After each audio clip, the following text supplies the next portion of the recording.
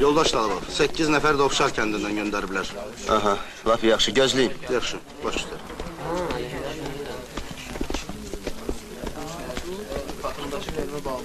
Xəlil, bu iki nəfər. Hoş gördük, salamünaleyküm. Hardansınız? Qızıl Bayraq kolxozundan. Tüfəng atabilirsən? Kişi deyilik be. Xəlil bizim mahalda at belində oturan tüfəng atmağı da bacarır. Adını da görüm. Əkbər Kərimoğlu. Gəl bəri. Oqşu gözündən vurur, Adını de. Eyvaz Əloğlu, elə mən də o qalxozdanam. Oradan bir aynalı ver görüm.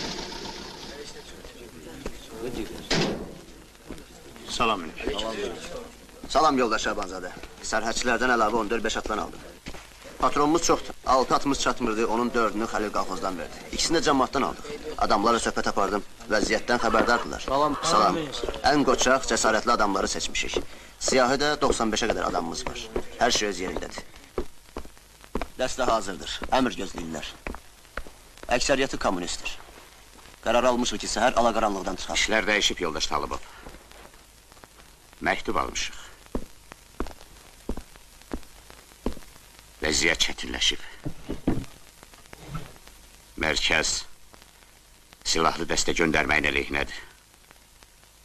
Məsləhət görürlər ki, danışıq aparmaq üçün Qarabağlara adam göndərək.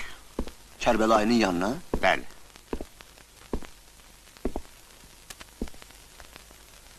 Baxın, niyə? Düşmənə o yerdə rəhm eləyərlər ki, yolumuz üstündən əngəl olmasın.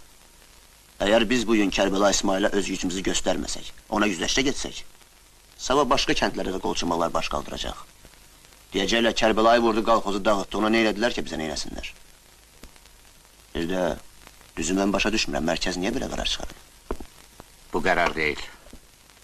Təklifdir. Kərbəlayı qılıncını göydə oynadır. O yaxına adam bıraxar. Bəlkə zəng vuraq. Vəziyyəti onlara aydınlaşdıraq. Vəziyyət aydındır. Mərkəz istəmir ki, qan tökülsün. Kim gedər ora? Bir də Kərbəlayı indi kimə qulaq asar? İşin çətinliyi deyil ondadır. Oraya elə adam göndərməliyik ki, Kərbəlayı ona inansın. Onu başa düşsün.